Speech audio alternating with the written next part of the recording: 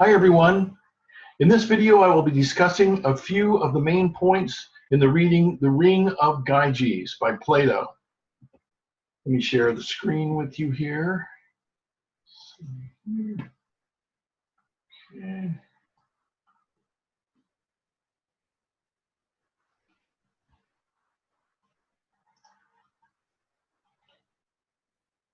Okay.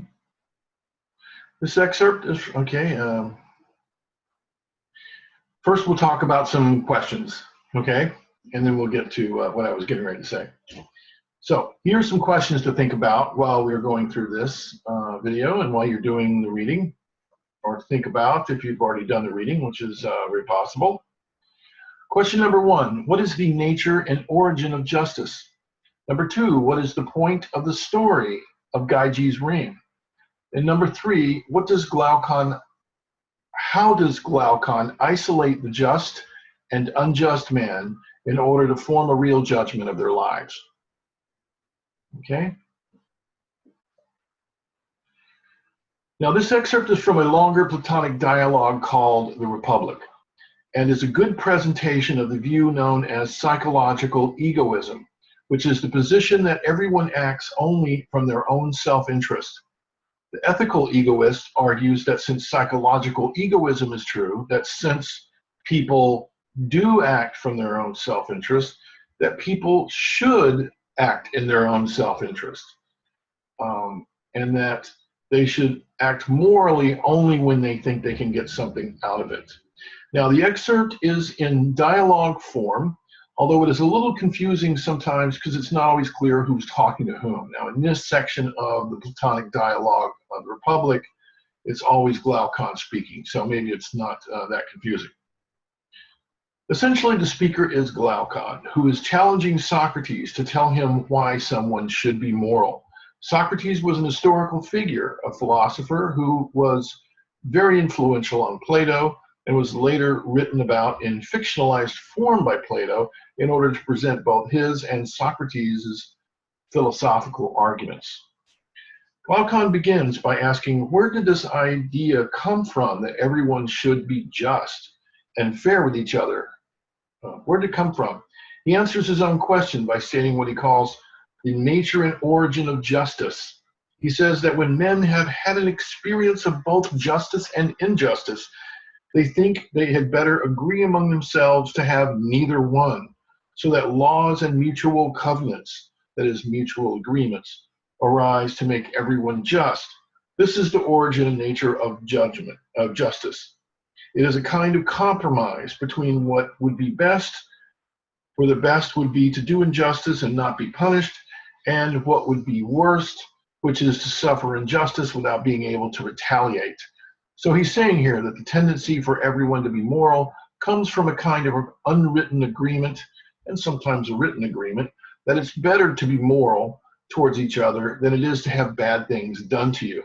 Being moral, though, according to Glaucon in this explanation, goes against our nature. Our nature is to be immoral, right? People really want to be immoral, and they would if they could get away with it. His argument for this is in the form of a couple of thought experiments. A thought experiment, by the way, is an experiment carried out only in the imagination. In the first thought experiment, he has us imagine that there was a shepherd named Gyges who finds a ring whose wearer can become invisible. When he becomes invisible, he is able to do many immoral things that benefit him. He says he was astonished at this, and he made several trials of the ring, always with the same result. He contrived to be chosen one of the messengers sent to court, and as soon as he arrived, he seduced the queen, and with her help conspired against the king, slew him, and took over the kingdom. Suppose now, he says, that there are two such magic rings, and the just person puts on one, and the unjust puts on the other. Unjust person puts on the other. He says no man can be imagined to be of such an iron nature that he would stand fast in justice. No man would keep his hands off what was not his own when he could safely take what he liked out of the market, or go into houses and lie with anyone at his pleasure, or kill or release from prison who he would, and in all respects be like a god among men. This means that the actions of the just would be the same as the actions of the unjust. This first thought experiment is proof then, according to Glaucon, that humans are just only out of necessity. In the second thought experiment, Glaucon says to let an unjust man be entirely unjust and let the just man be entirely just. Now, these are two other hypothetical people, a just person and an unjust person. Nothing is to be taken away from either of them, and both are to be perfectly furnished for the work of their respective lives.